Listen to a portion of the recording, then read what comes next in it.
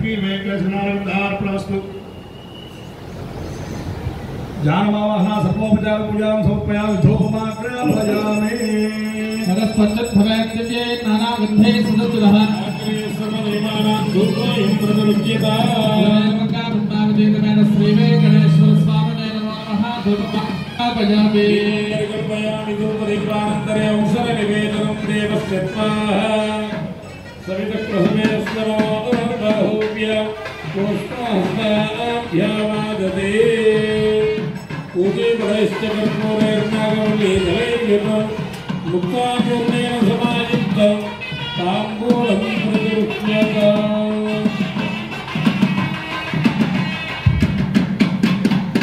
స్వామివారి బ్రహ్మోత్సవ సమయాలలో ఈరోజు మొదటి రోజు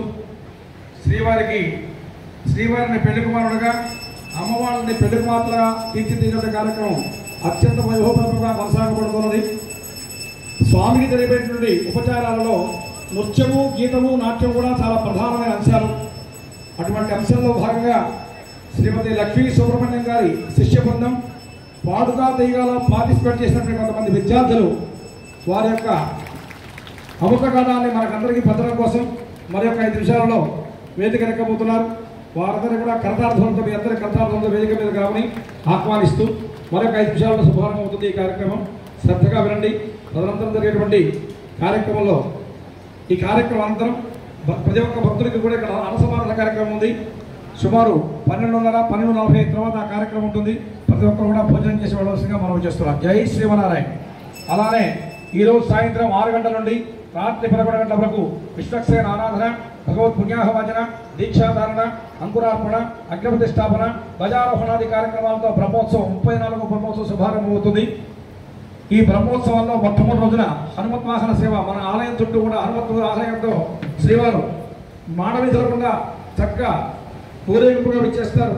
వారి ఇళ్ల ముందుకు రాగానే స్వామివారికి మంగళహారతితో స్వాగతంగా మనం చేస్తూ ఈరోజు రాత్రి 9 గంటలకి సంతానార్థులకి గరుడ ప్రసాదాన్ని అందజేయడం జరుగుతుంది. సంతానం లేనటువంటి స్థితిలో వచ్చి ఆ యొక్క గరుడ ప్రసాదం తీసుకోవడం ద్వారా చక్కటి సంతానవంతులు అవుతారు అని పాంచారాట్ల ఆనందం తెలియజేస్తుంది. కాబట్టి అటువంటి ఆసక్తి గల భక్తులు, సంతానం కోసం పరితపించేటువంటి భక్తులు ఎవరైనా మీకు తెలిసిన వాళ్ళైనా ఉంటే వారిని రాత్రి 9 గంటలకు ఆలయానికి వచ్చేస్తే ధ్వజస్తంభం దగ్గర గరుడ ప్రసాదాన్ని అందజేస్తారు.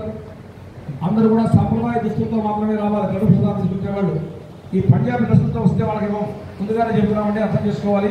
చీర కట్టుకొని రావాలి, కుక్క పట్టుకొని దేహి అని అంగారు పరమాత్మని అప్పుడు ఇస్తాడు సంతానాన్ని. కాబట్టి ఆ విషయాన్ని గమనించవలసిగా మనవి చేస్తూ ప్రతి ఒక్కరు కూడా ఈ యొక్క 5 రోజుల కార్యక్రమంలో పాల్గొనండి. శ్రీవారి యొక్క అనుగ్రహానికి పాత్ర కండి. జై శ్రీమన్నారాయణ.